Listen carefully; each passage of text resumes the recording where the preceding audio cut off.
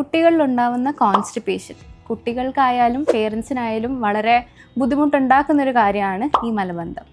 അപ്പോൾ ഇവർ വളരെ ഇറഗുലറായിട്ട് സ്റ്റൂള് പാസ് ചെയ്യുക, അതായത് ചിലപ്പോൾ ആഴ്ചയിൽ 2 അതിൽ കുറവ് തവണയായിരിക്കാം മോഷൻ പാസ് ചെയ്യുന്നത്. പോകുന്ന മോഷൻ്റെ കൺസിസ്റ്റൻസി വളരെ കട്ടിയുള്ള സ്റ്റൂളായിരിക്കാം, വളരെ പെയിൻഫുള്ളായിട്ടൊക്കെ ആയിരിക്കാം സ്റ്റൂള് പാസ് ചെയ്യുന്നത്.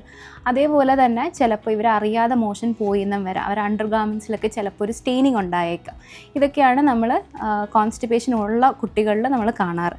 അപ്പോൾ ഇത്രയും ബുദ്ധിമുട്ടുകളൊക്കെ നിങ്ങൾ കുട്ടികളിൽ കാണുന്നുണ്ട് എന്നുണ്ടെങ്കിൽ എന്തായാലും ഒരു പീഡിയാട്രിഷ്യൻ്റെ ഹെൽപ്പ് തേടേണ്ടതാണ്. അതേപോലെ തന്നെ ഒരു 95% കുട്ടികളിൽ നമ്മൾ കാണാറ് അവർക്ക് ചിലപ്പോൾ ടോയ്ലറ്റിൽ പോകാനുള്ളൊരു പേടി കാരണം, അല്ലെങ്കിൽ ഇത്രയും ടൈറ്റായിട്ടുള്ള സ്റ്റൂള് പാസ് ചെയ്യാനുള്ളൊരു പെയിൻ കാരണം അവർ സ്റ്റൂള് പാസ് ചെയ്യാതെ പിടിച്ച് വെക്കുകയും പിന്നെ ഈ സ്റ്റൂള് പിടിച്ച് വെക്കുന്ന കാരണം ഇൻറ്റസ്റ്റൈൻസിൽ തങ്ങി നിന്ന് കൂടുതൽ ഹാർഡാവുകയും പിന്നെ വീണ്ടും ടോയ്ലറ്റിൽ പോകുമ്പോൾ ഇത്രയും പെയിൻഫുൾ ആവുന്നത് കാരണം ഈ ഒരു സൈക്കിൾ വീണ്ടും വീണ്ടും റിപ്പീറ്റ് ആവപ്പെടുകയാണ് ചെയ്യുന്നത്.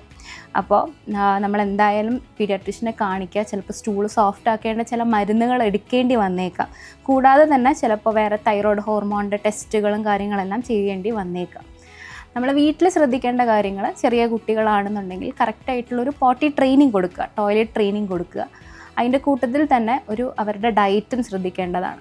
ഒരു 6 മാസത്തിൽ കൂടുതൽ പ്രായമുള്ള കുട്ടിയാണെന്നുണ്ടെങ്കിൽ അവരുടെ ഡയറ്റിൽ ധാരാളം വെള്ളം, അവർക്ക് വേണ്ടത്ര അളവിലുള്ള വെള്ളം കൊടുക്കുക. അതേപോലെ തന്നെ ധാരാളം പച്ചക്കറികൾ, ഫ്രൂട്ട്സ്. ഇപ്പോൾ ഫ്രൂട്ട്സ് കൊടുക്കുമ്പോൾ ജ്യൂസിന് പകരം ഫ്രൂട്ടായിട്ട് തന്നെ കൊടുക്കാൻ ശ്രദ്ധിക്കുക.